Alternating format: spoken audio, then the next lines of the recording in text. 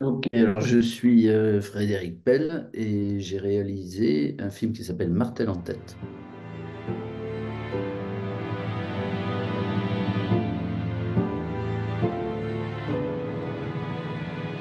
Alors d'abord, je pourrais commencer par dire que c'est un film qui est adapté d'un roman de André Vert qui a été écrit au début des années 60. Le pitch, donc, c'est l'histoire de Bricou, qui est un vieux vacher et qui a perdu deux vaches en estive, mortes de fièvre afteuse, mais qui à l'époque est une maladie qui fait son apparition et les gens ne la connaissent pas vraiment. Et lui se met en tête que c'est de sa faute. Voilà, que ces vaches sont mortes de sa faute et que peut-être qu'il n'est plus bon à rien, peut-être qu'il est trop vieux. Voilà, donc il y a une mécanique un peu infernale qui se met en route dans sa tête. Et voilà, c'est ça l'histoire en gros, hein. C'est le point de départ du film en tous les cas.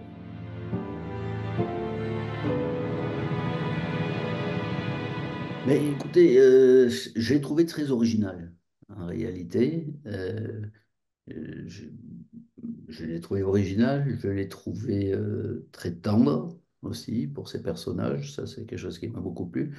C'est à la fois drôle, mais tragique aussi. Et j'ai trouvé ça, c'est ce qui m'a intrigué dans un premier temps. Et ce qui m'a beaucoup plu aussi, c'est que c'était à la fois un film qui était assez, un bouquin qui était assez fantaisiste, mais qui était aussi très documenté. Il faut savoir que l'auteur a écrit le livre en s'inspirant de gens qu'il connaissait, hein, des gens de sa famille, des voisins, ou des habitants du village dans lequel il n'habitait pas tout au long de l'année, mais sa mère y habitait, une partie de sa famille y habitait, et il y allait très régulièrement. Donc il s'est inspiré comme ça de gens réels. Voilà, donc il y a ce côté très documentaire et en même temps, c'est un conte. Voilà, c'est une fable. Et c'est ce mélange de contes, de fables, de cette histoire un peu inattendue, dans un contexte rural très, très documenté, très réaliste. Ces deux éléments-là qui m'ont beaucoup attiré.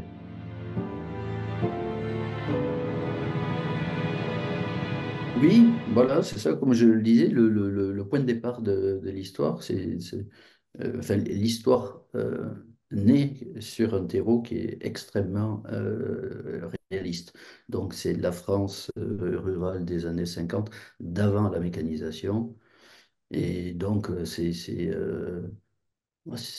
une autre époque, hein. C'est pas si vieux, mais c'était quand même voilà, une autre époque. D'autant plus que dans ce coin de la France, donc qui est le Cantal, et dans cette vallée du Cantal, qui est la vallée donc du village du Clos, où se situe l'intrigue, où l'auteur avait écrit le livre, hein, d'ailleurs, et donc j'ai pris un malin plaisir d'aller y tourner le film.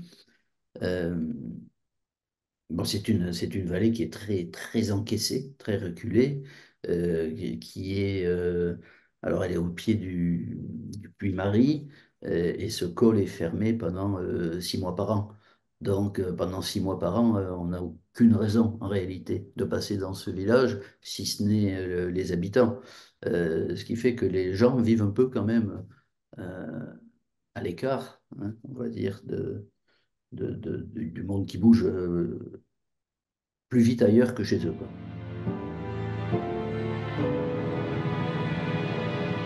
Le candidaton fait partie de la vie intégrante de ce village et de tous les villages et de toutes les campagnes. Euh, bon, voilà. Et alors, je pense que c'est ce qui a beaucoup amusé l'auteur. Voilà, puisqu'il connaissait ces gens-là. Donc, tous les gens, tous les habitants du village, d'ailleurs, et du livre, ont des surnoms, alors dont ils ne sont pas au courant, ils ne connaissent pas leurs surnoms, mais ils ont quasiment tous un surnom. Bon, c'est assez rigolo quand on se balade dans le village, parce que tout ça n'a pas changé, hein, ça existe encore. Et bon, c'est la base du débat aussi, c'est la base du film, hein. C'est-à-dire que ces gens-là sont des gens qui sont assez taiseux, hein. Ils se parlent peu. Euh, donc, premier abord, comme ça, ils sont assez secrets, hein. Ce sont des gens assez silencieux, d'autant plus que le personnage principal, le Bricou, c'est un vacher, donc il passe la moitié de sa vie tout seul dans les montagnes. Et quand il redescend, bon, il vit avec sa famille, quelques copains au bar et tout ça, mais euh, non, c'est vrai que les gens ont toujours une petite histoire à raconter sur l'un sur l'autre et tout ça. Alors, ça nourrit beaucoup l'histoire du bricot et sans doute je dirais, sa parano, on peut appeler ça comme ça.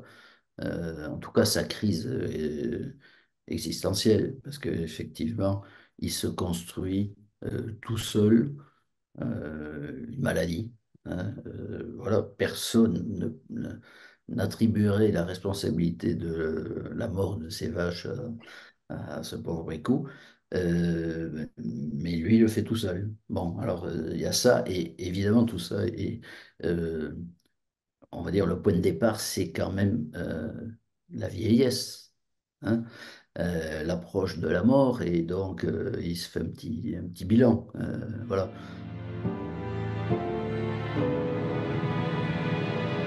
C'est une crise de la soixantaine, c'est absolument ça. Ouais, ouais, c'est ça. Ouais.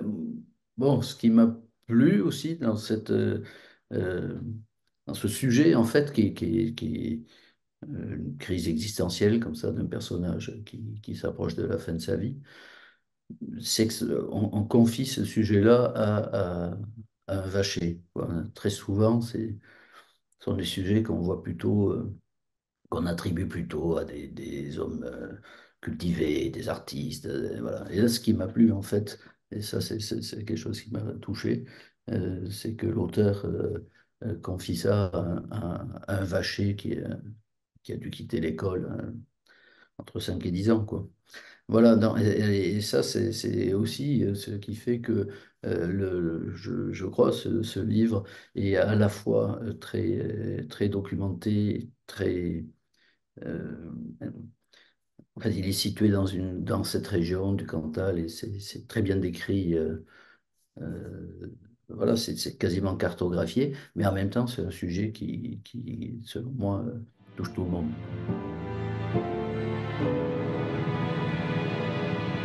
Oui, oui, c'était une expérience. C'était vraiment une expérience, c'est-à-dire que la sortie du confinement, parce que j'ai découvert le livre pendant le premier confinement, et à la sortie du confinement, je suis allé avec mon épouse, avec qui on travaille ensemble. On est allé voir à quoi ressemblait ce village. Voilà, parce que j'avais envie je me suis dit, tiens, ça serait sympa d'essayer d'adapter ce bouquin, mais ça serait beaucoup mieux si on le faisait à l'endroit même où l'auteur l'a écrit. Donc il fallait qu'on se rende compte à quoi ressemblait le village. Et puis aussi, il y avait une question tout de suite qui est une question pratique, qui est une question de production, hein, puisque je suis aussi mon propre producteur. Euh, euh, il fallait voir si on allait pouvoir tourner ce film avec les peu de moyens qu'on aurait, puisqu'on savait d'emblée que de toute façon on aurait très peu d'argent, puisque j'avais décidé d'en faire un film de moins d'une heure. Voilà.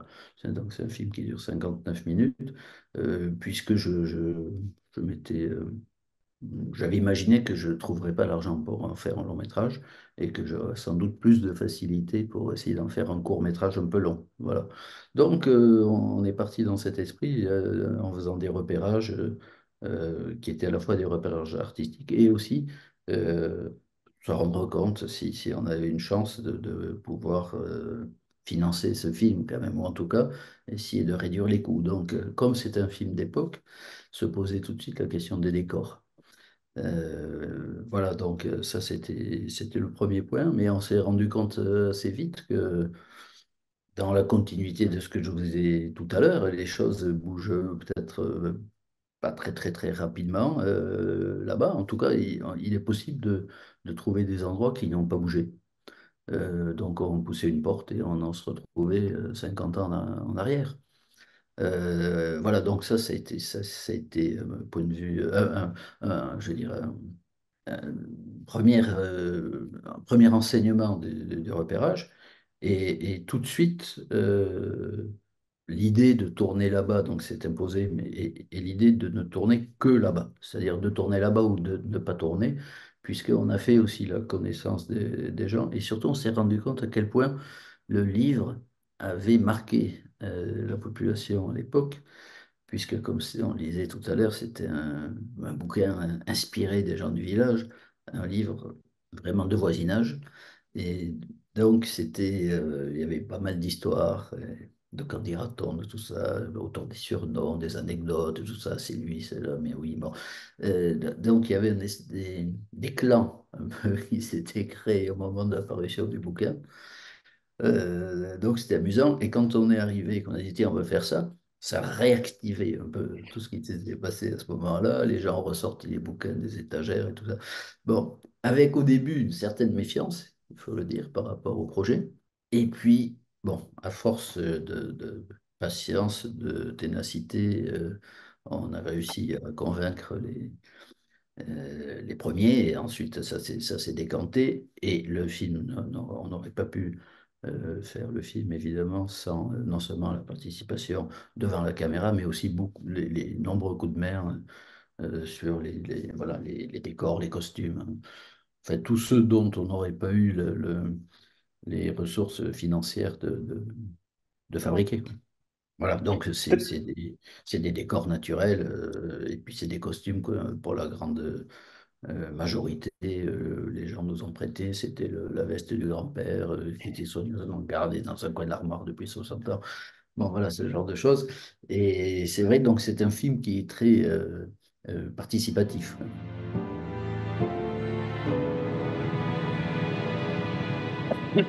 Ben, une certaine appréhension, mais je suis très content, hein. Je suis très content que le film sorte du Cantal et aille dans un festival euh, comme celui d'Angoulême. Et voilà, j'ai regardé un petit peu la sélection des films en compétition, tout ça, c'est magnifique. Donc, non, c'est extra qu'un film de ce type puisse être montré à côté d'autres films, je ne dis pas classiques, mais peut-être fabriqués sur un mode un peu plus traditionnel ou enfin, normal. Bon. Voilà, ce film-là est un peu à part. Euh, J'en ai fait d'autres avant qui étaient plus classiques aussi dans leur mode de financement de production. Celui-là, écoutez, c'est un truc, un coup de cœur, quoi. Voilà, c'est un coup de cœur. Je me suis dit, tiens, j'ai envie de faire ce film comme ça, avec les gens du village, avec un conteur, enfin, essayer de raconter ce conte comme ça, euh, de façon avec une équipe extrêmement réduite, voilà. C'est-à-dire en se fondant vraiment dans le village, en se faisant accepter et tout ça. Donc le film vient de loin quand même, et voilà qu'il se retrouve un festival aussi prestigieux qu'Angoulême, c'est chouette. Alors c'est chouette pour le film, et je pense que c'est très chouette pour les habitants de Clos.